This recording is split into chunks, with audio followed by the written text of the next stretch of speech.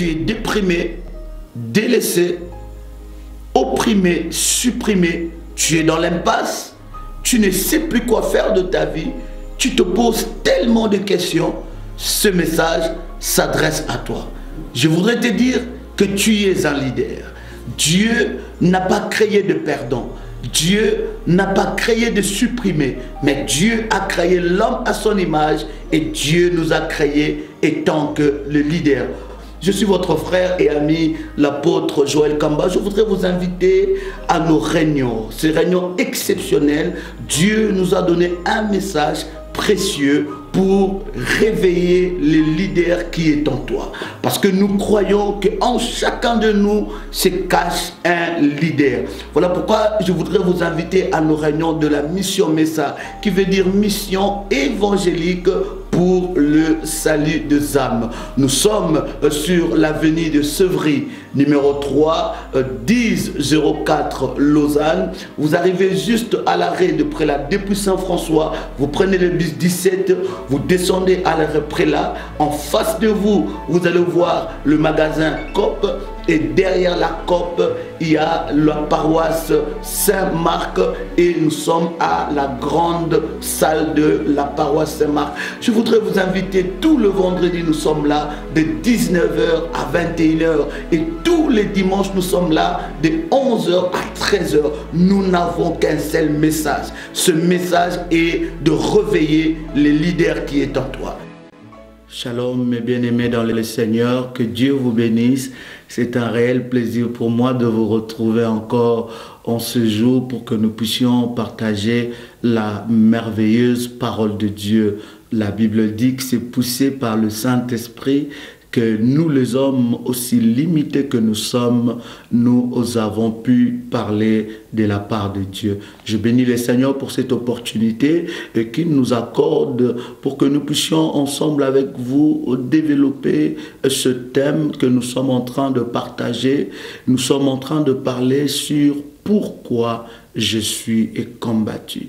J'aimerais bénir aussi l'instrument que Dieu a choisi, cet instrument puissant qui est NAS4 TV, qui permet à ce que là où vous êtes, vous puissiez, n'est-ce pas, me suivre. Et je bénis cette chaîne de télé et je bénis les visionnaires de cette chaîne, notre bien-aimé Narcisse Kalamba. J'aimerais bien aimer dans le Seigneur, avant que nous puissions entrer dans notre thème, dans notre sujet, que nous puissions prier. Seigneur notre Dieu, nous te rendons grâce. Nous te bénissons pour ce moment. C'est un sujet de joie, Seigneur notre Dieu, de partager en ce moment ta parole.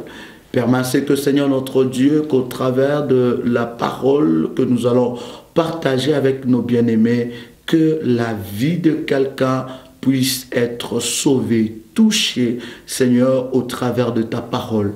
La Bible me dit que dans leur détresse, ils crièrent à l'Éternel et l'Éternel envoya sa parole et sa parole le guérit.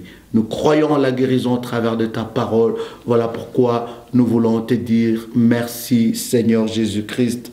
Amen. Gloire soit rendue à notre Seigneur Jésus-Christ. Nous voulons partager toujours dans notre série d'enseignements de pourquoi je suis combattu. Nous voulons partager encore un autre point qui est très important. Nous voulons parler de quels sont les moyens que Dieu utilise pour nous faire passer dans son école. Vous êtes d'accord avec moi que nous avons vu ensemble avec vous des sortes de combats. Nous avons dit que nous avons première catégorie comme le combat qui est une école de Dieu et nous avons ensuite le combat suite aux conséquences de nos actes. Donc nous avons essayé, bien aimé, n'est-ce pas, d'explorer et d'exploiter ensemble avec vous le combat comme école de Dieu. Et nous avons vu certain nombre de points pour nous faire comprendre comment est-ce que nous pouvons, n'est-ce pas, appréhender ou comment est-ce que nous pouvons vivre, comment est-ce que nous pouvons passer par le combat de notre vie.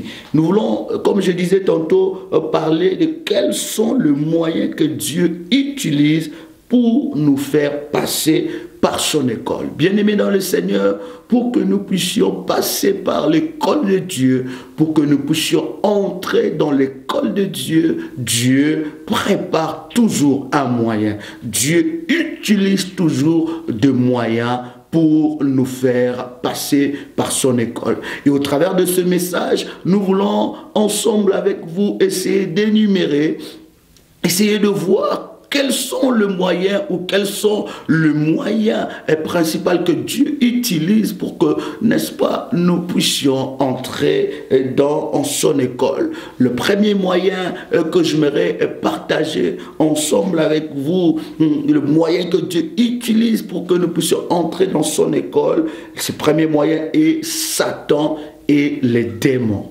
Je répète encore, Satan et les démons. Bien-aimés dans le Seigneur, ça peut paraître étonnant quand nous sommes en train de dire cela, mais la parole de Dieu nous donne beaucoup d'exemples de grands noms de la Bible qui sont passés par l'école de Dieu, et ces personnes souvent sont passées par l'école de Dieu par le moyen de l'ennemi que nous avons nous tous, qui est Satan, le diable, avec ses acolytes. Ce que nous devons savoir, ce que nous devons, bien aimer dans le Seigneur, comprendre que Satan est une créature de Dieu. C'est Dieu qui l'a créé, il était Lucifer, et je vous épargne le détail de son histoire. Mais bien aimé, ce que j'aimerais nous faire comprendre, que quand nous entrons dans l'école de Dieu, Dieu peut aussi utiliser le diable comme un moyen pour nous faire passer dans son école. Le diable est un serviteur puissant pour accomplir le plan de Dieu. Le diable est un serviteur puissant. Le diable est un moyen puissant. Le diable, Dieu l'utilise beaucoup pour nous faire passer par son école. Cela est très important, bien aimé dans le Seigneur, et nous avons comme ça dans la Bible beaucoup d'exemples. Un exemple qui me vient en tête, c'est l'exemple de Job. La Bible dit, j'aimerais d'ailleurs vous inviter à ouvrir la parole de Dieu dans le livre de Job, le chapitre 1, et nous lisons, nous commençons par le verset 6. Je lis au nom de Jésus. La Bible dit, or un jour que le Fils de Dieu venait se tenir devant Yahvé, Satan vint aussi parmi eux. Et avait dit à Satan, d'où viens-tu? Satan répondit à Yahvé, de rôder dans la terre et du sûr qu'il est. Yahvé dit à Satan, as-tu remarqué mon serviteur Job? Il n'a pas son pareil sur la terre, c'est un homme intègre, droit, et qui craint mon nom. La Bible dit dans le verset 10, ne l'as-tu pas toi-même protégé d'une haie, répondit le diable. Je vous épargne la longue lecture. Je pense que c'est une histoire que vous connaissez, bien aimé dans le Seigneur. La Bible dit qu'un jour, le Seigneur s'est tenu dans son conseil, et en ce moment-là, le diable, l'ennemi de tout le saint, se présente devant Dieu. Bien aimé dans le Seigneur, c'est une histoire où beaucoup de chrétiens se posent des questions. Ils se disent, mais comment est-ce que Dieu pouvait négocier avec Satan, ou pouvait parler avec Satan pour que Job soit combattu? J'aimerais bien aimer par cette vidéo nous expliquer la pensée de Dieu au travers de cet entretien qu'il a eu avec l'ennemi. La pensée de Dieu était de faire monter Job à une gloire extraordinaire. Parce que quand vous lisez l'histoire de la Bible, l'histoire de cet homme, ce personnage aussi puissant de la Bible qui s'appelle Job, vous allez voir que cet homme, après avoir passé le combat de sa vie, la Bible dit que Dieu l'a donné le double de ce qu'il avait perdu. Et Job ne pouvait pas recevoir le double de ce qu'il avait perdu si Dieu ne l'a pas fait passer par son école. Et dans l'histoire de Job, Dieu a utilisé le diable. Le diable est un moyen que Dieu a utilisé pour faire passer Job dans son école. Et ce que j'aime avec la parole de Dieu, le Seigneur dit clairement à Satan, il dit, tu peux toucher à tout ce bien parce que le bien est périssable, mais ne touche pas à sa vie parce que sa vie est entre mes mains. Voilà pourquoi je veux dire à un chrétien, quand tu passes par l'école de Dieu, quel que soit le moyen que Dieu peut utiliser pour te faire passer par cette école, c'est que tu dois savoir que tu ne mourras pas. Dieu ne permettra pas que tu meurs dans cette épreuve. Alors que je suis en train de partager cette vidéo, tu peux être là, tu es alité, tu es malade il y a des mois et des mois, des années et des années, tu n'as plus l'appétit de manger, tu n'as plus ta santé,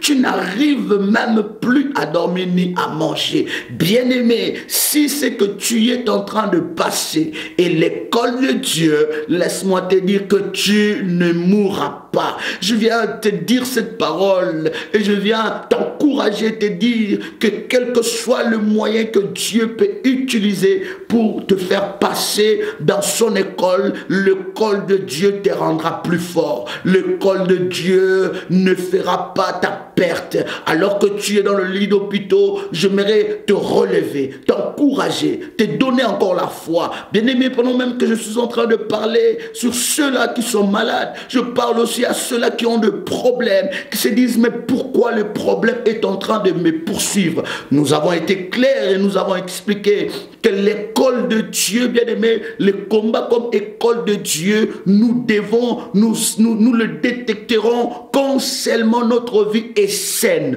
quand nous nous reprochons de rien. Alors, bien-aimé, si ce combat, cette épreuve que tu es en train de passer est une école de Dieu, bien-aimé, tu sortiras meilleur de ce combat. Tu sortiras avec un témoignage puissant. Je disais que le diable, l'ennemi et les démons, bien-aimés, sont de serviteurs puissants, bien-aimés dans le Seigneur, pour nous faire passer dans l'école de Dieu. Dieu utilise aussi ce moyen pour nous faire passer. Alors, quand nous sommes en train de parler de serviteurs, j'aimerais relever quelque chose de très important, une très grande différence que je crois de tout mon cœur, ça va nous bénir. J'aimerais parler sur la différence qu'il y a entre un serviteur de Dieu et un homme de Dieu. Il y a une différence et j'aimerais ensemble avec vous relever cela pour vous faire comprendre dans quel contexte je dis que le diable est un serviteur de Dieu pour accomplir le dessein de Dieu. Alors, bien-aimés dans le Seigneur, le terme, est-ce que nous devons savoir que le terme homme de Dieu est dit 77 fois. Et il n'y a que 12 personnages dans la Bible que la Bible parle de terme de homme de Dieu. C'est dit 77 fois dans 71 versets où on est en train de parler d'un homme de Dieu. Alors, parlons-nous ensemble. Que veut dire, c'est qui un homme de Dieu? Un homme de Dieu, par définition, c'est celui dans ce monde qui manifeste le caractère de Dieu. C'est celui qui manifeste le caractère de Dieu qu'il connaît et auquel il a le sentiment d'appartenir tout entier. Voilà pourquoi, bien aimé, vous allez voir que dans l'histoire de la Bible, il y a seulement 12 personnages que la Bible écrit clairement, noir sur blanc, que ce sont des hommes de Dieu. Vivant près de lui, nourri de toute parole de Dieu. Il a la connaissance de la pensée et peut ainsi parler et agir de la part de Dieu. Un homme de Dieu tout simplement signifie celui qui appartient à Dieu. Bien-aimés, permettez-moi que nous puissions maintenant, n'est-ce pas, parler de ce qui un serviteur de Dieu. Un serviteur de Dieu est celui qui se met au service de Dieu. C'est un instrument que Dieu utilise. Et un serviteur de Dieu, il peut ou ne pas être né de nouveau. C'est celui que Dieu se sert pour accomplir son dessein. Je pense que je suis bien d'accord et je suis bien clair avec vous et que vous êtes d'accord avec moi. Je dis qu'un homme de Dieu, c'est celui qui est entièrement attaché à Dieu. C'est quelqu'un qui est né de nouveau. C'est quelqu'un qui appartient à Dieu. Mais un serviteur de Dieu, c'est un instrument que Dieu utilise pour son dessein. Et vous allez voir comme ça dans l'histoire de la Bible, beaucoup de versets qui est en train, n'est-ce pas, d'expliquer ce que nous sommes en train d'avancer avec vous. J'aimerais vous inviter à lire avec moi dans 2 Chroniques, le chapitre 18, le verset 18 à 22. La Bible dit, Michée ajouta, eh bien, écoutez donc la parole de l'Éternel. J'ai vu l'Éternel assis sur son trône et tout le corps céleste debout à sa droite et à sa gauche. La Bible continue dans le verset 19. L'Éternel dit, qui va persuader Akab, roi d'Israël, de monter à Ramoth, en Galade, afin qu'il meure? La Bible continue à dire, ils ont répondu l'une d'une manière et l'autre d'une autre. La Bible dit dans le verset 20, mais un esprit est venu se présenter devant Dieu et dit, moi je vais le persuader. Le verset 21, l'Éternel lui a dit, comment? Je vais sortir, a-t-il répondu, et je vais être un esprit de mensonge dans la bouche de tous ces prophètes. L'Éternel dit, tu le persuaderas, tu parviendras, tu le persuaderas, tu vas y parvenir. Gloire au Seigneur. Bien-aimés, quand vous lisez ce verset, vous allez comprendre qu'au travers de ce verset, bien-aimés dans le Seigneur, que Dieu est en train, n'est-ce pas, de nous faire voir que Dieu peut utiliser n'importe qui comme un instrument pour qu'il puisse accomplir son dessein. Et vous allez voir que dans la Bible, il y a tellement de versets qui parlent de cela, il y a tellement de versets qui l'expliquent. Et quand nous avons lu ensemble avec vous dans 2 Chroniques, le chapitre 18, nous avons lu 2 Chroniques, le chapitre 18, 18 à 22, nous avons compris, bien-aimés dans le Seigneur, que le Seigneur était dans un conseil et il voulait, n'est-ce pas, envoyer un esprit pour qu'il puisse persuader, n'est-ce pas, Akab dans un combat, enfin, de perdre sa vie. Bien-aimé dans le Seigneur, c'est pour dire que Dieu peut utiliser n'importe qui, n'importe quoi pour accomplir son dessein. J'aimerais lire ensemble avec vous encore un autre verset dans Romains, le chapitre 13, le verset 4. La Bible dit, le magistrat est serviteur de Dieu pour ton bien. Mais si tu fais le mal, crains, car ce n'est pas en vain qu'il porte l'épée, étant serviteur de Dieu pour exercer la vengeance et punir celui qui a fait du mal. Bien-aimé, même le magistrat est un serviteur de Dieu. C'est pour cela que je disais tantôt qu'un serviteur de Dieu, c'est un moyen ou c'est un instrument que Dieu utilise pour accomplir son dessein. Alors, bien-aimés, quand nous sommes en train de parler de moyens que Dieu utilise pour nous faire partir, pour nous faire entrer dans son école, nous avons dit ensemble avec vous, le premier moyen, c'est l'ennemi, c'est le diable et le démon. Bien-aimé, tu peux vivre des moments atroces, tu peux être acculé, tu peux avoir des moments difficiles, tu peux souffrir de ton corps, tu peux perdre tout ce que tu as. Bien-aimé dans le Seigneur, si tu y es dans l'école de Dieu, accroche-toi. Bien-aimé, ce message vient dire à quelqu'un que n'abandonne pas aussi vite. Quand bien même on dit que tous les sorciers de ta famille se sont ligués contre toi, dis-toi que si ce combat est l'école de Dieu, tu sortiras vainqueur. Et ils ne pourront pas toucher à ta vie. Bien-aimé dans le Seigneur, ce que je voudrais soulever et ce que je voudrais mettre un accent particulier, c'est que si Dieu utilise un moyen pour nous faire entrer dans son école, Dieu ne permettra pas qu'un malheur puisse arriver à notre vie, afin que nous puissions mourir, pour que nous puissions mourir, pour que nous puissions tout perdre. Non, l'Éternel sera, bien-aimé dans le Seigneur, les garants de cette épreuve ou les garants de ce combat que tu es en train de passer.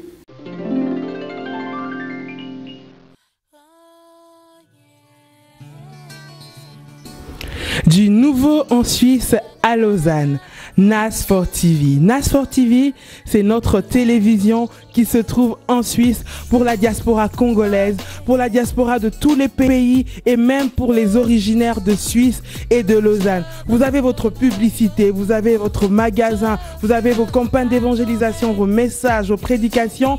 L'endroit idéal pour faire passer votre message, NAS4 TV. Parce que ici, c'est la qualité. NAS4 TV, c'est le meilleur, c'est l'excellence. Tout ce que vous avez de meilleur, vous pouvez le sortir ici et cela sera diffusé partout. NAS4 TV, c'est la classe. NAS4 TV, c'est un travail minutieux, précis et de qualité très supérieure. NAS4 TV, c'est super. NAS4 TV, c'est vous. NAS4 TV, c'est vous.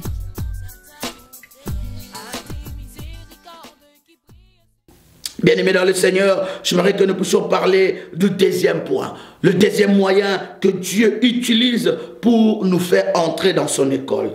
Ce sont les circonstances, l'environnement et notre entourage. J'aimerais ensemble avec vous que vous puissiez, n'est-ce pas, ouvrir la parole de Dieu, que vous puissiez lire ensemble avec moi dans Daniel le chapitre 3, le verset 16. Nous commençons à lire Daniel chapitre 3, verset 16 et nous lisons aussi le verset 24. Bien aimé, nous avons dit que le circonstance peut être un moyen que Dieu utilise. Nous avons dit encore, l'environnement peut être un moyen que Dieu utilise et notre entourage peut être un moyen que Dieu peut utiliser pour nous faire entrer dans son école. Nous avons bien aimé et nous connaissons tous l'histoire de Daniel, le chapitre 3, versets 16 à 24 et nous connaissons bien aimé l'histoire de Anne. Anne et Daniel étaient dans un environnement. Anne et Daniel étaient dans une circonstance. L'entourage de Daniel et de Anne, c'était un moyen que Dieu a utilisé pour faire accéder Daniel dans le niveau le plus élevé et pour qu'il puisse donner un enfant extraordinaire qui est devenu le plus grand prophète de la Bible. Cet enfant, il ne pouvait pas venir dans le sein de Anne comme ça. Il fallait que Dieu utilise son environnement, son entourage pour que Anne rentre encore dans l'école afin de recevoir cette grande bénédiction. Bien-aimé dans le Seigneur, la Bible nous dit que Daniel a désobéi au roi. Daniel n'a pas voulu, n'est-ce pas, il n'a pas voulu trahir son Dieu. Daniel n'a pas voulu trahir le principe de Dieu. Alors que le roi avait, n'est-ce pas, promulgué une loi, Daniel ne pouvait pas, il ne voulait pas se prosterner et désobéir à la parole de Dieu. Bien-aimé dans le Seigneur, j'aimerais vous dire que c'est Dieu qui a créé cette circonstance. Parce que Dieu savait qu'il devait amener Daniel à une autre dimension. Dieu savait qu'il devait amener Daniel dans une autre dimension d'excellence, mais il fallait que dans son environnement ou dans son entourage, que Dieu crée quelque chose. Oh bien-aimé dans le Seigneur, j'aimerais vous dire que le Dieu que nous sommes en train de servir, il est le maître de temps et de circonstances. Il n'y a aucune chose qui peut arriver dans ta vie sans que Dieu puisse le permettre. Et sachons bien aimés dans le Seigneur que chaque chose qui arrive dans notre vie, que Dieu permet, bien aimé, derrière tout cela, il y a un langage, il y a un plan divin de Dieu. Bien aimé dans le Seigneur, Daniel était dans cette circonstance. La Bible dit qu'on a pris le lion et on a jeté Daniel dans la fosse au lion. Oh, ce que j'aime avec la Bible. La Bible dit que Daniel, quand bien même il descendait, avant même de descendre dans la fosse au lion, il n'avait pas abandonné sa foi. Il savait que le Dieu qui a permis ce combat, il a la capacité ou le capacité de me faire sortir vainqueur de ces combats. La Bible dit que le lion était affamé. Et alors que Daniel descendit dans cette fosse au lion, le lion est devenu l'ami de Daniel. Voilà pourquoi je te dis, bien-aimé, quand tu es en train de passer par l'école de Dieu, si c'est que tu es en train de vivre est l'école de Dieu, Dieu va garantir ta vie. Dieu va garantir que tu ne puisses pas mourir. Daniel dans la fosse lion, est-ce que vous pouvez vous imaginer qu'il était en face d'un lion, mais il avait la confiance que ce Dieu qui me fait passer par cette école est un Dieu et qui est fidèle. Je m'aurais bien aimé te dire que combien même tu passes par le moment des épreuves, Dieu n'a pas changé. Il n'a pas arrêté avec sa fidélité. Sa fidélité, bien aimé, la Bible dit, a des fondements solides. Et vous savez avec moi, quand Daniel est sorti de cette fosse au lion, de cette gueule de la mort, il est sorti de là, bien aimé, la Bible dit que le roi a reconnu le Dieu de Daniel. J'aimerais dire, bien-aimé, alors que tu es en train de passer par cette école de Dieu, où toute ta famille t'a rejeté, alors que je suis en train de parler, toute ta famille t'a rejeté, toute ta famille dit des choses pour nuire à ta vie. Bien-aimé, ne réponds pas, ne te fâche pas, ne reste pas triste, mais prie le Seigneur, parce que cette école qu'il est en train de te faire passer, c'est pour que ta famille puisse reconnaître ton Dieu. Ils reconnaîtront. Et ce qui va se passer dans ta vie deviendra un témoignage vivant et puissant. Et nous connaissons encore l'histoire de Anne. La Bible dit que Anne n'avait pas des enfants. Et dans son entourage, il y avait Pénina. Pénina, ce n'était pas pour rien que Pénina parlait. Et je crois de tout mon cœur que c'est Dieu qui poussait Pénina à parler pour que Anne rentre encore dans la présence de Dieu. J'aime dire à quelqu'un, plus le combat est fort, plus tu dois te concentrer. Plus le combat est dur, plus tu dois prier. Plus les choses commencent à s'empirer, plus tu dois chercher Dieu. Parce que c'est lui qui a la capacité de te faire passer par cette preuve et de te donner un témoignage puissant. La Bible dit, Shadrach, Meshach et Abnego, ses compagnons de Daniel, ils étaient aussi là. Le roi Nabuchodonosor dit, si vous ne vous prosternez pas devant la statue, vous allez, n'est-ce pas, passer dans la fournaise ardente. Bien-aimé, quelle que soit les paroles accablantes, quelles que soient les grimaces de l'ennemi, ne baisse pas le bras. Quel que soit que ton médecin t'a dit que, madame, que ton niveau de cancer est arrivé à ce niveau qu'on appelle métastase, bien-aimé dans le Seigneur, ne crains pas. Ne crains pas, parce que quel que soit le nom le plus compliqué médicalement qu'on peut utiliser pour te montrer ta situation, sache que, bien-aimé, dans ces combats, dans cette épreuve, Dieu a le dernier mot. Et je vous avais dit tantôt dans Daniel le chapitre 3 où Shadrach, Meshach, Abnego, ils étaient en train de parler devant le roi. Pensez-vous, bien-aimés dans le Seigneur, une minute, que ces hommes étaient face à la mort. Mais même s'ils étaient face à la mort, ils avaient la ferme confiance que Dieu ne les abandonnera jamais. Bien-aimés dans le Seigneur, le moyen que Dieu peut utiliser, quel que soit le moyen que Dieu peut utiliser pour te faire passer dans son école, nous devons savoir que Dieu nous garantira la vie.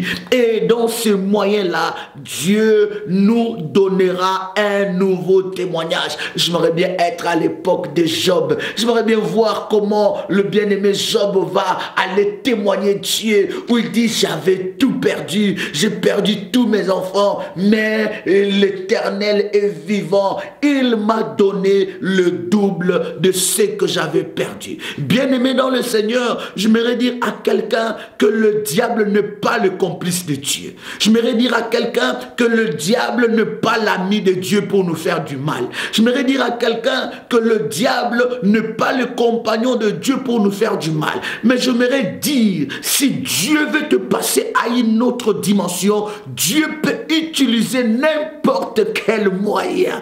Il peut même utiliser l'ennemi Satan. Le diable pensera te faire du mal, mais il ne sait pas qu'il est en train d'accomplir le dessein de Dieu pour ta vie. Il ne sait pas qu'il est en train de t'amener à une gloire. Je crois qu'en ce moment où le Seigneur Jésus-Christ, sur le chemin de la croix, alors qu'il portait sa croix, alors qu'il voyait sa mort venir, je crois que le diable, dans son conseil, ils étaient heureux, ils festoyaient, ils disaient, mais voilà, il va mourir. Mais ils ne connaissaient pas la finalité des choses. Jésus-Christ est allé à la croix et l'ennemi s'est dit, voilà, je l'ai amené à la croix, je l'ai cloué à la croix, on verra comment il sortira. C'est de cette manière que le diable te dit que tu ne t'en sortiras pas. C'est de cette manière que tu entends de voix qui te disent que tu mourras. Mais j'aimerais te dire que tu ne mourras pas. Tu passeras de cette école et tu auras un témoignage puissant. Et le diable ne connaissait pas quel était le plan de Dieu. Jésus arrive à la croix et quand il dit tout est accompli, il a dit, Père, je remets mon esprit, mon âme entre tes mains. Et pendant qu'il mourait, il était allé plus bas que terre pendant 3 jours. Le diable, le premier jour, il faisait la fête. Le deuxième jour, c'est extraordinaire. Le 3e jour, alors qu'ils ont préparé déjà les instruments pour la fête dans le monde de ténèbres, ils entendent la terre bouger. C'est comme je veux te dire, bien-aimé, ceux qui ont attendu ta perte, ils verront comment Dieu va te faire du bien. Parce que ce que tu es en train de passer, c'est l'école de Dieu. Et Jésus est ressuscité plutôt d'entre les morts. Et la Bible dit que l'acte dont les ordonnances nous condamnaient, il a brisé à la croix de Golgotha. Bien-aimé dans le Seigneur, le diable peut devenir un instrument que Dieu peut utiliser pour t'amener dans une gloire extraordinaire. Daniel, dans Daniel chapitre 3, Shadrach, Meshach, Abednego, ils disent au roi, nous ne pouvons pas obéir à cette loi qui nous envoie à transgresser les ordonnances de Dieu. J'aimerais lire avec vous Daniel plutôt, le chapitre 3, le verset 16, lire ce verset parce que ça me touche énormément. Je crois que ça va bénir la vie de quelqu'un. La Bible dit, Shadrach, Meshach et Abednego répondit, ils dirent au roi Nabuchodonosor, nous n'avons pas besoin de donner réponse à ce sujet.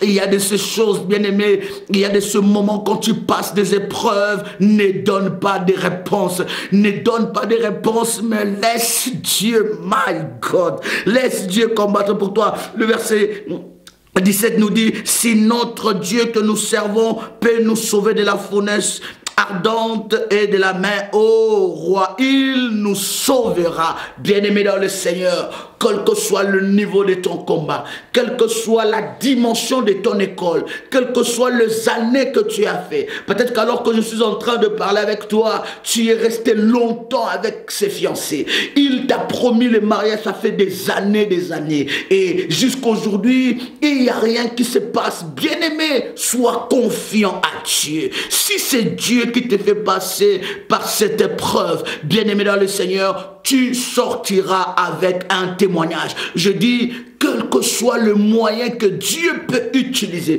ça peut être ton entourage. Quand je parle de ton entourage, ça peut être le collègue de travail, ça peut être ton chef, ça peut être ta famille, mais quel que soit le moyen que Dieu peut utiliser pour te faire passer dans son école, ce que tu dois savoir, c'est que Dieu te garantit un témoignage excellent, un témoignage puissant. Et de ce combat, bien-aimé, tu le regarderas en arrière. Quand on conduit une voiture, on regarde le rétroviseur, on se dit, oh, c'est là que je viens de passer. Et c'est ce que tu diras, que je viens de loin avec Dieu. J'aimerais bien aimer t'encourager à croire encore. J'aimerais t'encourager de croire encore que Dieu est capable. J'aimerais t'encourager et te dire que ce que tu es en train de vivre, c'est une école de Dieu. Et derrière cette école, il y a un témoignage puissant. J'aimerais te dire que tu dois redoubler tes efforts dans la prière. J'aimerais te dire que tu dois éviter la distraction. J'aimerais te dire que tu dois te focaliser sur Dieu